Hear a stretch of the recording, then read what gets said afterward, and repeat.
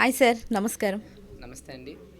Sir, ఇప్పుడు present చూసుకుంటే తెలంగాణ రాష్ట్రంలో బీసీలకు రిజర్వేషన్లు కల్పించాలని చెప్పి కాంగ్రెస్ ప్రభుత్వం చూస్తుంది. ఓకే, కేంద్రంలో బీజేపీ అడ్డుకుంటుంది అంటున్నారు.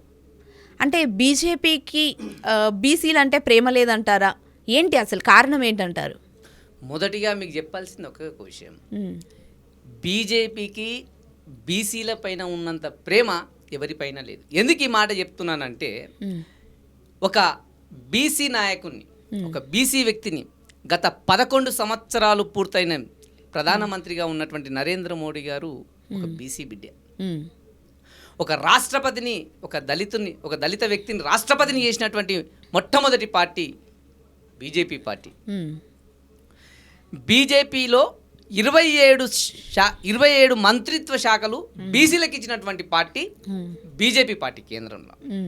నేను ఇక్కడ ఏమడుగుతున్నాను క్వశ్చన్ అంటే, ఇక్కడ ఉన్నటువంటి కాంగ్రెస్ పార్టీ వాళ్ళు ఇచ్చినటువంటి డిక్లరేషన్లో బీసీలకు ఏదైతే ఇవ్వాలనుకుంటున్నారో అది 42% అనేటువంటిది ఇవ్వాలనుకున్నారు, ఇవ్వడానికి ప్రయత్నాలు చేస్తున్నారు. దాన్ని స్వాగతిస్తున్నాం. కానీ ఈ 42% రిజర్వేషన్లు ఏదైతే ఉన్నాయో ఆ రిజర్వేషన్లలో ముస్లింలకు 10% రిజర్వేషన్లు, అంటే ఆ 42%లో ఉన్నటువంటి మతపరమైనటువంటి రిజర్వేషన్లను కూడా ముస్లింలను తెచ్చి ఈ 42%లో కలుపుతున్నారు.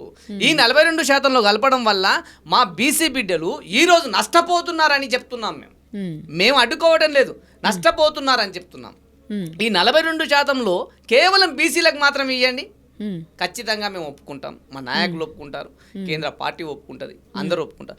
కానీ ఎగ్జాంపుల్ నేను ఏం చెప్తున్నానంటే, ఇంతకు ముందుకు జరిగినటువంటి హైదరాబాద్ గ్రేటర్ మున్సిపాలిటీ ఎలక్షన్లో, గ్రేటర్ హైదరాబాద్ ఎలక్షన్లో 50 సీట్లు బీసీలకు కేటాయించినటువంటి 50 సీట్లలో 31 మంది ఎవరు గెలిచారండి? ముస్లింలే. అంటే ఇక్కడ బీసీలకు అన్యాయం జరిగిందా? న్యాయం జరిగిందా? అంటే 31 మంది బీసీ బిడ్డలు కార్పొరేటర్లు కావాల్సిన వాళ్ళు ఈ రోజు ముస్లింలకు ఇవ్వడం వల్ల నష్టపోయిందని చెప్తున్నాం. అదే నష్టము మళ్ళీ జరగొద్దు అనేటువంటి ఉద్దేశంతో మేము వద్దని చెప్తున్నాం. మీరు కేవలం 42% టోటల్గా బీసీలకు ఇస్తామని చెప్పండి, మేము ఒప్పుకోకపోతే అప్పుడు అడగండి. జనాలను మభ్యపెడుతూ జనాలను 42%తో ఓట్లు దండుకోవాలి, 42% అని పేరు చెప్పి బీసీల ఓట్లు దండుకొని ముస్లింలకు న్యాయం చేయాలి, ముస్లింలని గద్దెనెక్కించాలనేటువంటి దురుద్దేశంతోన ఈ యొక్క ముస్లింలను ఇందులో ఇంక్లూడ్ చేయడం జరిగింది. మతపరమైనటువంటి రిజర్వేషన్లు అనేటువంటివి వద్దు అని మన రాజ్యాంగం చెప్తుంది. ఆ రాజ్యాంగం ప్రకారం రాజ్యాంగం ప్రకారం పాలిస్తున్నటువంటి వాళ్ళు ఎవరైనా సరే వద్దు అని చెప్తారు. ఇప్పుడు ఈ 42%లో 10% తీసేసి కేవలం నువ్వు బీసీలకు మాత్రమే కేటాయించు, ఆ బిల్లు ఖచ్చితంగా 100% ఓకే అవుతుంది.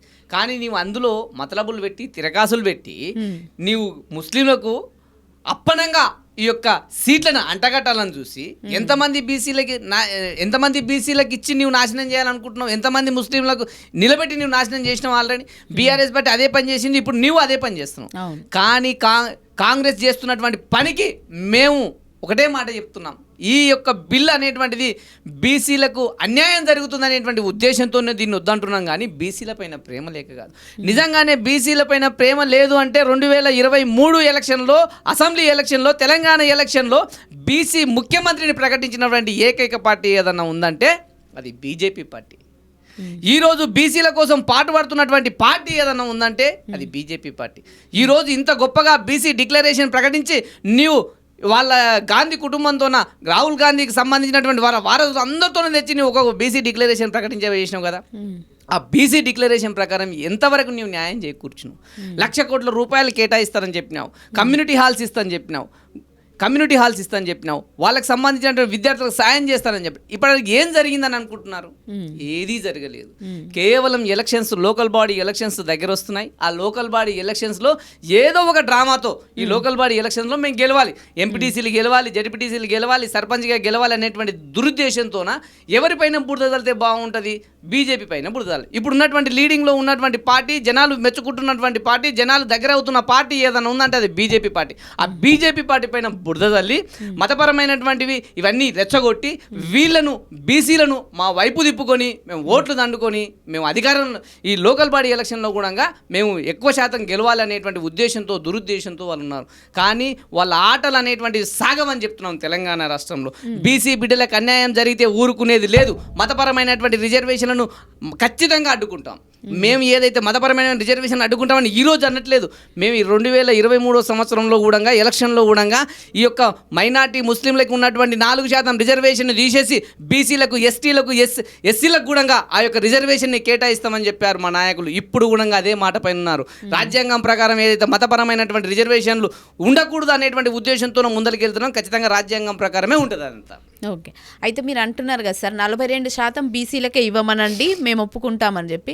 అదే మీరు అనొచ్చు కదా, పోరాటం చేయొచ్చు కదా, మరి 42% ఓన్లీ బీసీలకే ఇవ్వండి అని. అదే పోరాటం చేస్తున్నాం మేము. రోజు మా నాయకులు దాని గురించే మాట్లాడుతున్నారు, రోజు మా కేంద్ర మంత్రులు దాని గురించే మాట్లాడుతున్నారు. 100% 42% రిజర్వేషన్లు అనేటువంటివి బీసీలకు ఇస్తే ఖచ్చితంగా మేము ఈ బిల్లుకు సపోర్ట్ చేస్తామని చెప్తున్నారు కదా. వాళ్ళకు క్లారిటీ ఎట్లా ఉంది సార్? వాళ్ళు ఏం చెప్తున్నారు? ఇది బీసీలకు కాదు ఇట్లా అని చెప్తున్నారా? లేదా ఆల్రెడీ బిల్లులోనే ఉంది కదా. 32% అనేటువంటిది బీసీలకు, 10% అనేటువంటిది ముస్లిం మైనార్టీల కోసం కేటాయించడం అనేటువంటిది బిల్లులోనే పెట్టారు కదా వాళ్ళు. ఆ బిల్లును మేము వ్యతిరేకిస్తున్నాం అని చెప్తున్నాం కదా ఆల్రెడీ.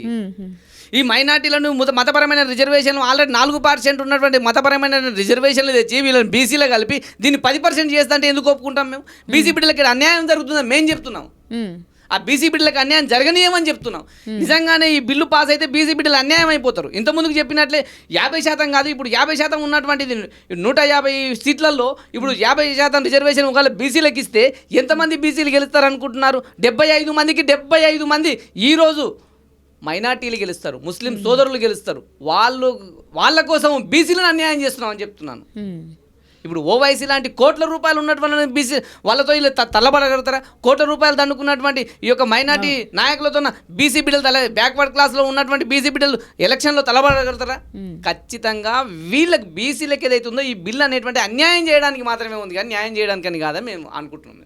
అంటే మీరు ఏమంటున్నారంటే ఇప్పుడు ఈ 42% బీసీ రిజర్వేషన్లు పెట్టి ఈ లోకల్ బాడీలో మళ్ళీ ఓట్లు దండుకోవడానికే చేస్తున్నారు అని మీరు అంటున్నారు. ఓట్లు దండుకోవడానికి చేస్తున్నారు, ఖచ్చితంగా ఓట్లు దండు కోసమే చేస్తున్నారు, బట్టగాల్చి మీనేస్తున్నారు బీజేపీ పైన అని చెప్తున్నాను. కానీ 32% బీసీలకు ఇచ్చి మిగిలిన 10% అంటే ఈ 42% బీసీల పేరు మీద చెప్తున్నారు. కానీ ఇందులో 10% ముస్లింలకు కేటాయిస్తున్నారు. ఆ ముస్లింలకు వద్దు అని చెప్తున్నాం మేము. మతపరమైన రిజర్వేషన్లు మనకు వద్దు అని చెప్తున్నాం. ఆ మతపరమైనటువంటి రిజర్వేషన్లు వద్దని చెప్పడంతోనే ఈ యొక్క బీసీ బిల్ అనేటువంటిది ఆగుతుంది. రాజ్యాంగానికి విరుద్ధంగా ఉంది కాబట్టి ఆగుతుంది, రాజ్యాంగబద్ధంగా లేదు కాబట్టి ఆగుతుంది. అది రాజ్యాంగబద్ధంగా లేని దాన్ని ఆ యొక్క కేంద్ర ప్రభుత్వం కానీ ఆ యొక్క లోక్సభ కానీ ఏ విధంగా దాన్ని సహకరిస్తారు? ఏ విధంగా రాష్ట్రపతి గారు బిల్లు పైన సంతకాలు పెడతారు? వీళ్ళు వెళ్ళి ఢిల్లీలో ధర్నా చేస్తున్నారు. రేవంత్ రెడ్డి గారు 3 రోజులు ధర్నా చేసి ఈ రోజు ఇంటికి వస్తున్నట్టున్నాడు. ఈడ ఆగమైపోయింది మొత్తం. వానలు పడి వర్షాలు పడి మొత్తం టోటల్గా నాలాలు కొట్టుకుపోయి, ఇండ్లు కొట్టుకుపోయి, కార్లు కొట్టుకుపోయి నాశనం అయిపోతుంది. ఈయన పోయి ఢిల్లీలో పోయి ధర్నా చేస్తున్నాడు. ఈ యొక్క వ్యవస్థలో పట్టించుకోకుండా అనవసరమైనటువంటి విషయాలు పెట్టి పాలన అనేటువంటిది అనవసరంగా పడకేసింది. ప్రస్తుతానికి ఈ పాలనలో జనాలు విసిగిపోయింది. ఆల్రెడీ సంవత్సరంన్నరలోనే విసిగిపోయింది. రాబోయే కాలంలో ఇంకా గడ్డు పరిస్థితులు ఏర్పడతాయి ఖచ్చితంగా. అసలు కాంగ్రెస్ అనేటువంటిది జనాల్లో నమ్మకాన్ని పోగొట్టుకొని పోయింది. ఇప్పుడున్నటువంటి పరిస్థితుల్లో ఈ జనాలు దేని వైపు చూస్తున్నారంటే కేవలం బీజేపీ వైపు మాత్రమే చూస్తున్నారు. ఆ బీజేపీ వైపు జనాలు చూస్తున్నారు కాబట్టి వాళ్ళని మా వైపు తిప్పుకోవాలి, ఏదో విధంగా బట్టగాల్చి మీనేయాలి, బురద జల్లాలనేటువంటి ఉద్దేశంతో ఇవన్నీ జిమ్మికులు చేస్తున్నారని చెప్తున్నాను. ఇప్పుడు అంటే మీరు ఏమంటున్నారంటే బీఆర్ఎస్ కానీ కాంగ్రెస్ కానీ ప్రజల చేతుల్లో వాళ్ళకు నమ్మకం పోయింది ప్రజల్లో అని అంటున్నారు. బీఆర్ఎస్ పైన ఎప్పుడో నమ్మకం పోయింది, సంవత్సరంన్నర క్రితమే నమ్మకం పోయింది. సంవత్సరంన్నర క్రితమే నమ్మకం ఎందుకు పోయిందంటే ఆల్రెడీ పార్టీని ఓడగొట్టేసిండ్రు. పార్లమెంటులో 0%, అసలు ఒక పార్టీ ఎంపీ కూడా గెలవలేరు. ఆ రోజు ఇంత గట్టిగా ఉన్న దాంట్లో ఎంపీలు గెలవలేరు. మొన్న ఎమ్మెల్సీకి పోటీ చేసిన దాంట్లో 3 నాయకులను ఎవరికి ఇవ్వలేరు. ఇటువంటి పరిస్థితులలో వాళ్ళు అసలు లేరు జనాల్లో. బీఆర్ఎస్ పార్టీ అనేటువంటిది రాబోయే కాలంలో కనుమరుగైపోతుంది. ఇప్పుడు ఆల్రెడీ కనుమరుగైపోయింది. వీళ్ళు నమ్మకాన్ని పోగొట్టుకుంటున్నారు. ఇప్పుడు జనాలు చూస్తున్నటువంటి పార్టీ, జనాలు ఎదురు చూస్తున్నటువంటి పార్టీ బీజేపీ పార్టీ వైపే కాబట్టి బీజేపీని డౌన్ చేయాలనేటువంటి ఉద్దేశంతోనే రేవంత్ రెడ్డి గారు ఆడుతున్నటువంటి నాటకాలు ఇవన్నీ అని చెప్తున్నాను. అంటే ఇప్పుడు మీరు అంటున్నారు బీఆర్ఎస్ అసలు మొత్తమే పోయిందని మీరు అంటున్నారు. కేసీఆర్ కేటీఆర్, హరీష్ రావు వీళ్ళందరూ అంటే అంత పార్టీని పోగొట్టుకునే అంత అసమర్థులు అంటారా మీరు? పార్టీని పోగొట్టుకోలేదు, పార్టీ అనేటువంటిది జనాల్లో నమ్మకాన్ని పోగొట్టుకుందని చెప్తున్నాను. పార్టీని పోగొట్టుకున్నారని చెప్పట్లేదు. నమ్మకం అనేటువంటిది వెళ్ళిపోయింది జనాల్లో. అంటే ఇప్పుడు నమ్మకం 10 ఏళ్ళు పాలించినటువంటి బీఆర్ఎస్ పార్టీ ఈ రోజు వాళ్ళ జనాలను నమ్మకాన్ని పోగొట్టుకుంది కాబట్టి ఓడిపోయింది అని చెప్తున్నాను. పార్లమెంట్లో 0 స్థానాలు వచ్చినాయని చెప్తున్నాను. ఎమ్మెల్సీలో సీట్లు నిలబెట్టడానికి అసలు ఎవరు లేరు నాయకులు అని చెప్తున్నాను. రాబోయే ఎలక్షన్లలో జాగృతి నుంచి పోటీ చేయాలన్నా, కేటీఆర్ పార్టీ బీఆర్ఎస్ నుంచి పోటీ చేయాలన్నా అర్థం కాని పరిస్థితిలో కార్యకర్తలు కొట్టుమిట్టాడుతున్నారని చెప్తున్నాను. వాళ్ళల్లో వాళ్ళకు కొట్లాటలు ఉన్నాయని చెప్తున్నాను. వాళ్ళలో వాళ్ళకు ఉన్నటువంటి కొట్లాటలు జనాల వరకు తెలిసింది, వాళ్ళ జనాల నమ్మకం పోయిందని చెప్తున్నాను నేను. ఓకే, ఇప్పుడు వాళ్ళల్లో వాళ్ళకు కొట్లాటలు ఉన్నాయి కాబట్టి మీకు ప్లస్ అయిందని అంటారా? 100% రాజకీయంగా వాళ్ళల్లో వాళ్ళు ఓట్లాడితే ఖచ్చితంగా 3 లాభం. ఖచ్చితంగా జనాలు ఏం చేస్తారు, జనాలకు మంచి చేయాలని చూస్తారు. కానీ జనాలకు మీకోసం, మీ అధికారం కోసం మీరు కొట్లాడుతున్న జనాలకు ఏం చేస్తారా నాయన? ఇప్పటివరకు ఏ అవకాశం ఇవ్వనటువంటి ఏదైనా కొత్త పార్టీకి అవకాశం ఇవ్వాలనుకుంటున్నారు, బీజేపీ పార్టీకి అవకాశం ఇవ్వాలనుకుంటున్నారు. మాకేం కొట్లాటలు లేవు అని వాళ్ళు అంటున్నారు. వాళ్ళు ఒకటి కావచ్చు కదా సార్, సంతోషం ఒకటిగా నేను చెప్పట్లేదు. మీలాంటి టీవీల ముందు మాట్లాడే వాళ్ళే చెప్తున్నారు వాళ్ళలో వాళ్ళ కొట్లాటలు ఉన్నాయి. నేను వాళ్ళ ఇంటికి ఏమి వెళ్ళి చూడలేదు, కవితతో నేను ఇంటికి వెళ్ళలేదు, కేటీఆర్ ఇంటికి ఏమి వెళ్ళలేదు, హరీష్ రావు గారి ఇంటికి వెళ్ళలేదు. రాజకీయాల కోసం రక్త సంబంధాలు అయితే దూరం అవ్వవు కదా సార్. ఎలక్షన్ మూమెంట్ లో వాళ్ళు దగ్గర కావచ్చు కదా, అప్పుడు మీకు మళ్ళీ మైనస్ కావచ్చు కదా. ఇప్పుడు వాళ్ళు విడిపోతున్నారని మీరు సంతోషపడుతున్నారు. చూస్తాం కదా లోకల్ బాడీ ఎలక్షన్స్ లో ఇదంతా కనిపించిపోతుంది. ఏ పార్టీ గెలిస్తే లోకల్ బాడీ ఎలక్షన్, ప్రతి ఎలక్షన్ తేడా ఉంటుంది. లోకల్ బాడీ ఎలక్షన్ లో కింది స్థాయిలో ఉన్నటువంటి పార్టీలు గెలుస్తాయి. ఆ పార్టీ బీజేపీ పార్టీ స్టాండ్ ఏందో తెలుస్తుంది. బీజేపీ పార్టీ ఖచ్చితంగా లోకల్ బాడీ ఎలక్షన్ లో గెలిస్తే అప్పుడు మనం మళ్ళీ కూర్చొని మళ్ళీ మాట్లాడదాం ఖచ్చితంగా. అంతే. అంటే నేనేమంటున్నా అంటే ఇప్పుడు కాంగ్రెస్ మీద నమ్మకం పోయింది కాబట్టి నెక్స్ట్ బీఆర్ఎస్ఏ వస్తుందని ఎందుకు ఆలోచించొద్దు మనం అనేది అని ఇప్పుడు జనాలు ఏమనుకుంటారంటే కాంగ్రెస్ వెళ్ళిపోతుంది అంటే నెక్స్ట్ బీఆర్ఎస్కే మళ్ళీ కేసీఆర్ని మళ్ళీ చూద్దాం, మళ్ళీ అవకాశం ఇద్దామని కూడా అనుకోవచ్చు కదా. ఆల్రెడీ అవకాశం ఇచ్చినందుకే 10 ఏళ్ళు నాశనం చేసి పెట్టినని నేను చెప్తున్నాను. జనాలు కూడా అదే అనుకుంటున్నారు. నాయనా నీ వల్ల కావట్లేదు, అనవసరం నాశనం చేశామని రేవంత్ రెడ్డి గారి కాంగ్రెస్ పార్టీకి అవకాశం ఇచ్చారు. కాంగ్రెస్ పార్టీ వల్ల కూడా కావట్లేదు, మళ్ళీ నాశనం అయిపోతుంది. ఇప్పుడు ఎవరన్నా మన దిక్కు జనాలకు న్యాయం చేసేవాళ్ళు, జనాలకు ఎంతో కొంత చేసేవాళ్ళు ఎవరన్నా ఉన్నారంటే అది బీజేపీ వైపు చూస్తున్నారని చెప్తున్నాను.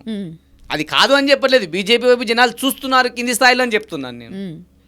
అంటే నేనేమంటున్నా అంటే జనాలైనా, నేను అని కాదు, జనాలైనా ఏమనుకుంటారంటే మామూలుగా మనం ఎవరి దగ్గరికి వెళ్ళి చూడట్లేదు.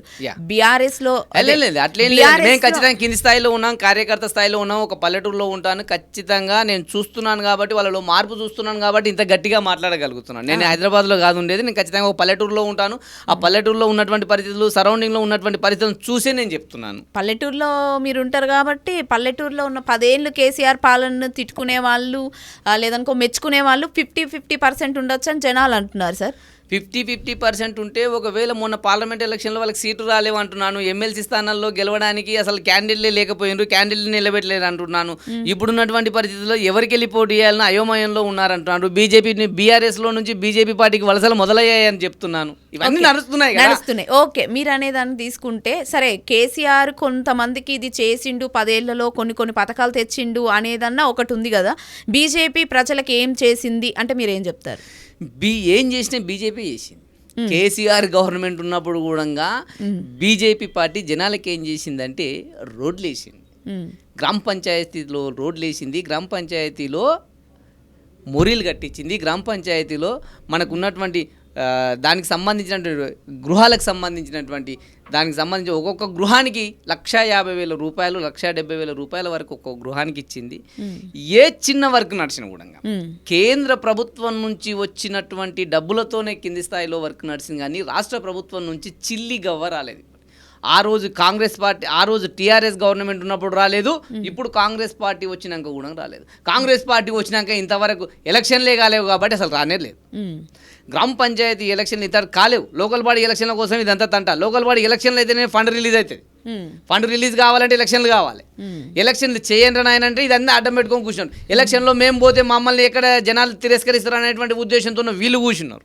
ఈ జనాలు ఎలక్షన్లో తిరస్కరిస్తారు కాబట్టి, బీజేపీ వైపు చూస్తున్నారు కాబట్టి వీళ్ళందరూ బీజేపీని బట్టగలిచి మీనేస్తే జనాలు వాళ్ళ దిక్కు చూడకుండా పోతారు, మా దిక్కు వస్తారు, బీసీ అనేటువంటి ఉద్దేశంతో ఇవన్నీ నాటకాలు ఆడుతున్నారని చెప్తున్నాను. Okay sir, thank you so much sir.